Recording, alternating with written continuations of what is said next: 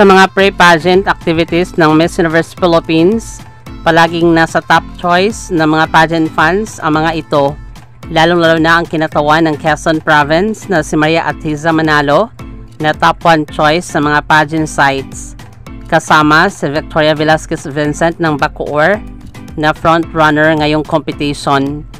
Di lang magaling sa communication skills, magaling din sa rampahan at aurahan. Kasali din si Tara Valencia ng Baguio na malalatina ang aurahan at galawan. Di rin nagpapahuli si Christiphanie Hanso ng Cebu at si Alexi Brooks ng Iloilo City na isa sa top crown contender ng Miss Universe Philippines 2024.